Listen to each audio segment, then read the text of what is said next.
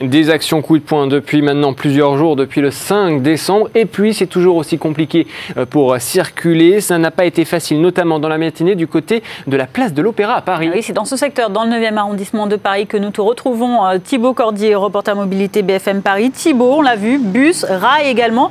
Quelle est la situation sur place dans le 9e arrondissement, du côté de la place de l'Opéra ? Eh bien écoutez, ce soir ça reste encore compliqué ici au niveau de la place de l'Opéra.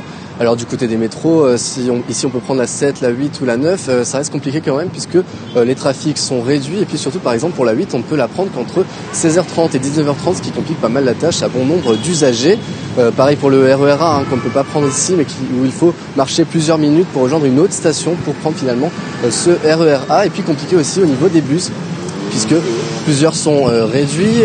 C'est le cas par exemple du numéro 29 pour rejoindre la gare Saint-Lazare ou du numéro 20 pour rejoindre la porte des Lilas. Compliqué du coup pour Véronique, une usagère que j'ai rencontrée un peu avant, qui du coup devait rejoindre cette porte des Lilas et qui allait mettre 1h30 pour rentrer au lieu d'une demi-heure lorsque c'est un trafic normal. Et puis compliqué aussi ce soir pour Bakri, vous allez l'entendre, cet usager qui devait se rendre à la porte de Clichy.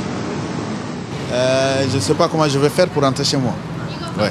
C'est très compliqué. Et puis j'ai payé mon ticket, j'ai rechargé mon pass Navigo à 75 €. Je ne sais pas comment je vais faire et puis je dois payer, je ne sais pas, je dois prendre le taxi aussi pour rentrer chez moi.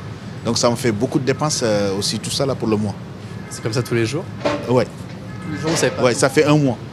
Je voulais vraiment que ça s'arrête parce qu'on charge le pass Navigo et on n'arrive pas à rentrer chez nous, on n'arrive pas à se lever très tôt pour aller au travail. Après 34 jours de grève, la plupart des usagers que j'ai pu rencontrer ce soir n'attendent qu'une chose, qu'elle s'arrête pour qu'ils puissent retrouver une vie enfin normale. Merci beaucoup Thibaut Cordier, reporter BFM Paris, donc depuis la place de l'Opéra en plein cœur de la capitale. Pour vous accompagner comme chaque jour, nous faisons le point sur ce qui